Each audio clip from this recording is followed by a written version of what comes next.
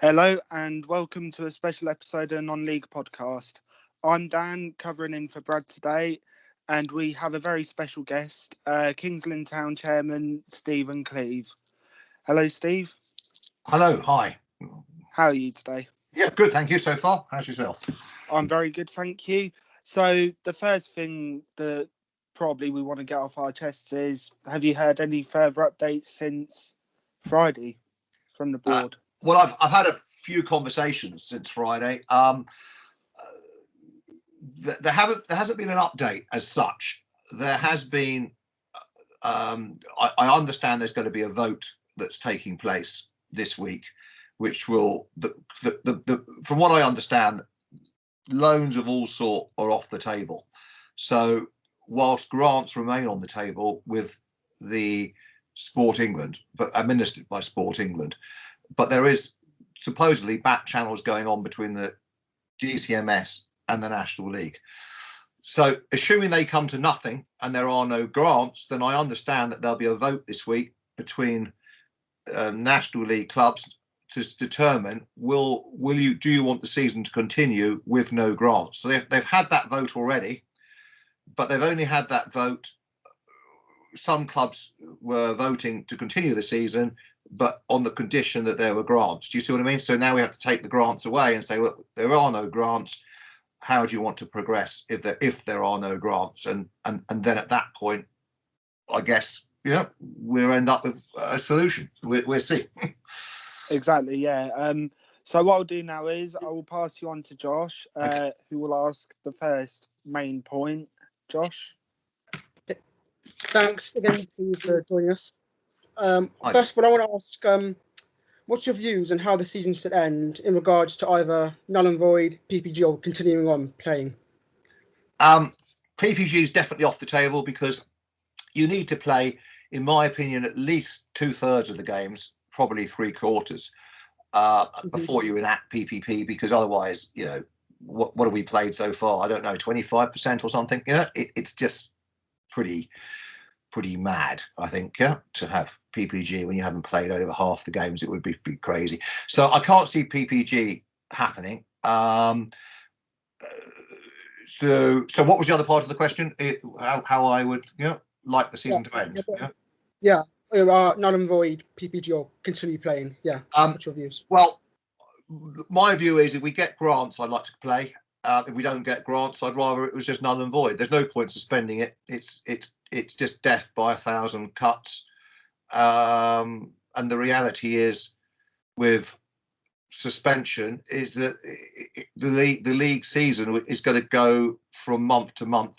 It's going to go into next season, and it can't work out properly. I'll tell you why. Because at the moment, our season's running to the end of May. If it's delayed by a further month, and it won't be a month, we all know it's probably going to be 2 months to suspension. That's going to take you into July. Agreed? Yep, end of July. Then you've got to have your playoffs, which is mid-August. The problem you've then got is whoever wins that playoff game goes into the Football League, and they'll be kicking off beginning of August. So the playoff won't take place till after the actual league started, if that makes sense.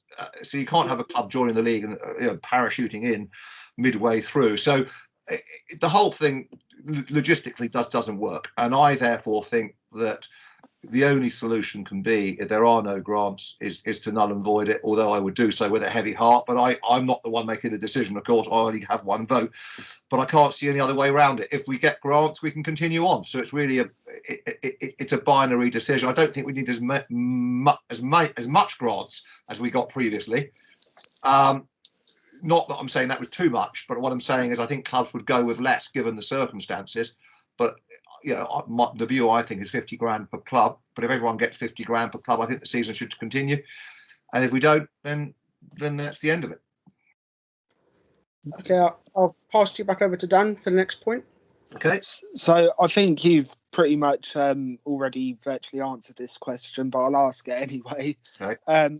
So what are your personal thoughts on the next funds possibly being loans, or thoughts on the grants/loan saga with all the options being taken off the table?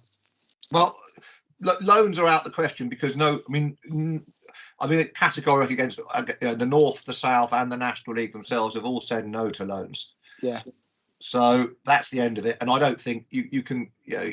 Loans are no good because you load up your balance sheet with a load of debt and you've got no way of repaying it. The club can't pay its bills in a normal season, let alone pay a loan on top. So that can't work, and that just leaves you then with what you're left with, really. And you're left with grants. If that doesn't come through, then you've got no choice but to cancel the season, that I can see. But look, there's going to be a lot of clubs that will still want to continue because they're wealthy football clubs. They don't need. They're in a very nice position, and they can continue without funding, rich owners, etc. And that's good. But equally, the league itself. What's the word I'm looking for? The league itself. Well, I'm trying to think of how I'm going to describe this, but the league itself cannot continue. If you have 6 clubs that exit stage left, what happens then to those football clubs? To the points. Do they expunge all those points that those six clubs have played in, or what do they do? Do you see what I mean? And it becomes a bit of a lottery. So I just think it can't work. I think the vote will be quite close, though. I think there'll be several clubs that will want to continue it. I mean, at the moment, I understand it's about 65% want to continue, but that, as I say, is with the caveat that there were grants coming in. I think it may even be a very slim majority to carry on the season, And then what will they then do? Will they then ask for clubs to will they allow clubs to sit the season out without money? Do you see what I mean? And not punish them for being broke, essentially, which I think is sensible. Yeah, there's so many conundrums, etc. But I think, I've got faith that the new CEO at least is trying to do his best, and he's going to, take some action. So we just have to see what that action is going to be. Well, yeah, exactly. I mean, given decisions, obviously whatever decision's taken, some clubs will like it, some won't. So it's 6 of 1, I think, is the old saying, 6 of 1. Yeah. And some will like it, some won't. But at the end of the day, I'd rather see no football and no clubs going bust. So yeah, I agree. Yeah. Anyway, sorry, you continue. No, I was just going to say that's going to be the uppermost point. Clubs mustn't be selfish and force clubs to play and then end up with no football club. That would be a terrible dilemma to be put in. Exactly. Yeah. Anyway, back on to Josh now for the next point. Sure. Cheers, Dan. So when you first took over at Kings Lynn, did you expect to be in the position you are now as a National League club within 4 years of taking over? Expect's probably I wanted to be. My aim when I took the club over was to try and get into the Football League. That was my aim. And obviously everyone's going to aim for that, and it just depends on what happens and whether you're lucky enough to get it. There is a bit of luck involved, but equally, if we hadn't got up against Warrington, we'd still be in step 3 now, wouldn't we? Because every other season since that point would have been cancelled. So I don't know. It's a difficult one because I felt that on the pitch we've been good enough. We deserve to be where we are. I don't think there's that bit's luck. But would I have? Yeah, I didn't really think it through. That my aim was just to try and put the building blocks in place and try and get the club moved on to the next level and try and get the people around me to enable that to happen. And so that's really all it was. And then there's only so much that one can do off the pitch, and then you need the players and the management team to do their bit on the pitch, and that's it. And that bit's not down to me really. Yeah. So yeah, it doesn't quite answer your question. Almost does. I'll move on to Casey now with the next question. Mm-hmm. Hi, Stephen, mate. I hope you're all right. Yeah, thank you, Casey. I'm well. I just want to know, mate, what are your ambitions for your football club? Is it to move on to the EFL soon, or is it to stay in your place in the National League for the near future? I think the key is that we've got to stay in this league. That's important. And then as long as we can stay in the league, we can progress hopefully to the Football League, which is what I'd obviously like to do. Obviously, for our football club to progress to the next league, it's going to cost quite a lot of money because we need a lot of ground improvements to be done. Not huge ones, but for example, you have to have toilets at every stand. You can't allow people to walk around, the ability to walk around the stadium anymore. So you have to basically cut each stand, the 4 stands individually, which means you need catering facilities for each one. You need toilets for each one. We'd have to put new floodlights in. So, there would be significant costs. I think the floodlight bill I was quoted at 150, 160, 170,000 pounds to do that, so to give you an idea. So, but anyway, that would be the challenge, to get into it, and and then to stay there. But at the moment, the short-term challenge is to stay in the league as it is, and then regroup and build on what we've got and take it to the next level. Yeah, that's fair enough, mate, and I wish you all the best with that. Yeah. And just one more from me, mate. Despite the coronavirus pandemic and how it's affecting the season, how do you assess Kings Lynn's season so far as a whole? I think it's obviously been a bit stop-start, which has made life tricky. But I think overall, look, if we stay in the league, I think it will be a success. But it's that. I mean, that's what I'd honestly say. I think if we stay in the league, it will be a success.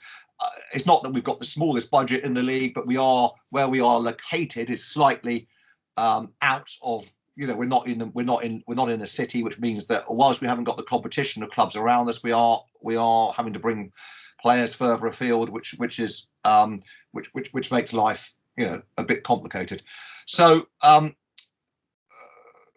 yeah, I think that would be given now looking at the league where I am today, I can't see the north and the south stopped, which I think it will stop, but they can relegate anyway because you can't promote. So that but even so, forgetting that, taking that out of the way, I think we're good enough to stay in this league. I think we've learned a lot by being in this division, and I think that if we can use that experience next year, that will be great. It's you can't keep bouncing up.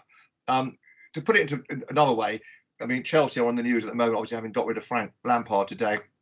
But they have brought in 6 new players, and it's very rare for clubs to bring in lots of players and hit the ground running. It's quite a rarity. So we've kept most of the group together, and obviously we're still part-time. We now do a hybrid model. We'd like to go full-time, but to do that, of course, it doesn't necessarily suit all the players that you're with when you first got into that league, because some of them can't do full time, or some of them have other jobs, and etc. etc. So it's always going to be a slow process to move on and through it. It's not one you can just turn the lights on and say, okay, we're just bringing another whole group of players. You couldn't do that, and that wouldn't be the right thing to do anyway, because you've got to give the guys that come up with you the chance to succeed, and they obviously want that, and you've got that team spirit you want to lock in. And you're seeing that with lads like Aaron Jones this year, how much they've progressed, compared to last year, in my opinion. So yeah, I think we stay in it. It will be a successful season.